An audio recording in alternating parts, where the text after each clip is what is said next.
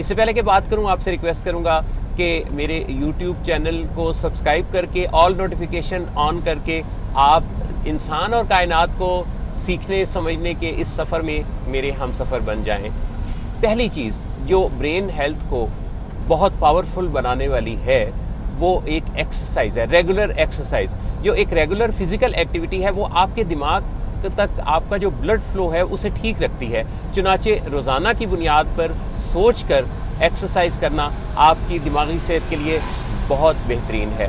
Number 2، آپ کا healthy diet, جس میں کہ آپ کی اچھے وائٹامنز اور منرلز اور اینٹی آکسیڈنٹس شامل ہوں، جس بارے میں آپ اسٹڈی کر سکتے ہیں، یا میری ویڈیوز میں بھی آپ کو ایسا کافی میٹیریل ملے گا جہاں ایک اچھی ڈائٹ، بیلنس ڈائٹ کے بارے میں بات کی گئی ہے۔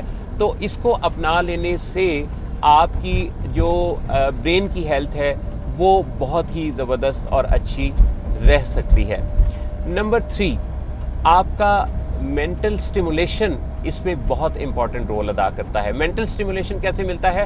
ہمیں ریڈنگ سے ملتا ہے، نئی نئی چیزیں سیکھنے سے ملتا ہے، میوزک سے، یا ہر روز اپنی زندگی میں کچھ ویلیو ایڈ کرنے سے۔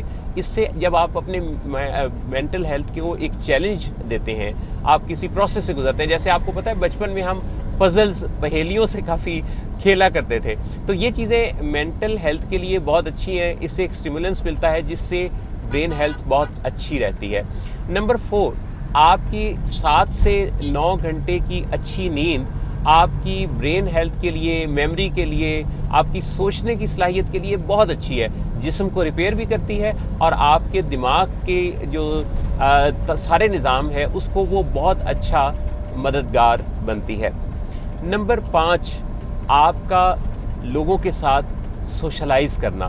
کئی دفعہ ہم لوگ اپنے کمرے تک یا اپنے گھر تک بند ہو جاتے ہیں اور ہفتے میں 1-2 دفعہ ہی سوشلائز کرتے ہیں۔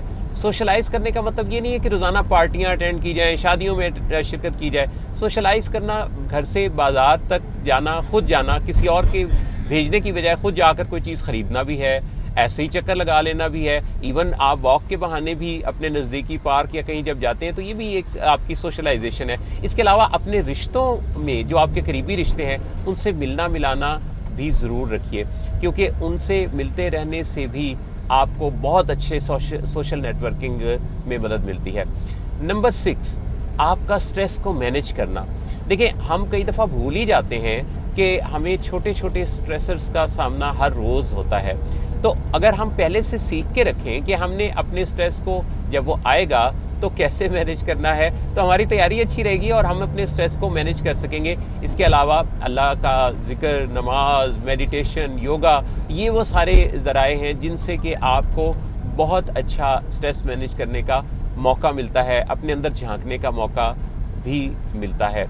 اور نمبر 7، آپ کے لیے جو سب سے امپورٹنٹ چیز ہے، جس پہ میں نے اپنی پچھلی ویڈیو میں بھی کافی زور دیا تھا، کہ جو آپ کا واٹر انٹیک ہے وہ بہت اچھا رہنا چاہیے۔ آپ کے جسم کے سارے نظام کے اوپر آپ کا پانی کا استعمال بہت ہی اچھا اثر ڈالتا ہے۔ ڈی ہائیڈریشن کی وجہ سے ان میں سے کافی سارے مسائل ہیں جو پیدا ہوتے ہیں اور ہماری توجہ میں ہی نہیں ہوتا۔ تو آپ کو ایک دن میں کم از کم 2.5 لیٹر پانی پینے کی اپنی روٹین کو مینٹین کرنا، صبح 1 گلاس یا 2 گلاس ویسے ریکمینڈ کیا جاتا ہے، جتنا بھی آپ پی سکیں پانی پی کے اپنے دن کا آغاز کریں، اور پھر رات تک اچھا واٹر انٹیک رکھیں۔ اس سے آپ کو اپنے دماغ کو طاقتور، مضبوط اور اچھا بنانے میں بہت اچھی مدد ملے گی۔ اگر یہ 7 طریقے آپ اپنا لیں تو آپ نہ صرف دماغی صحت میں بہت اچھے رہیں گے، آپ کی سوچنے سمجھنے کی صلاحیت، یادداشت، دماغ کا نظام استعمال سب کچھ بہترین رہے گا، بلکہ دماغ جو ہے نا وہ ہماری باڈی کا CEO ہے، انچارج ہے۔ تو ہمارا دماغ ٹھیک رہے گا تو ہمارا جسم بھی ٹھیک رہے گا، ہماری سوشل لائف ٹھیک رہے گی۔ تو اپنے دماغ کی حفاظت ضرور کیجیے۔ میری دلی دعا ہے اللہ تعالیٰ آپ کو خوشیوں، سلامتی اور خیر کے ساتھ رکھے، اپنے اور اپنے پیاروں کے ساتھ ہمیشہ شاد و آباد رہیں۔ اللہ آپ سب کا حامی و ناصر ہو۔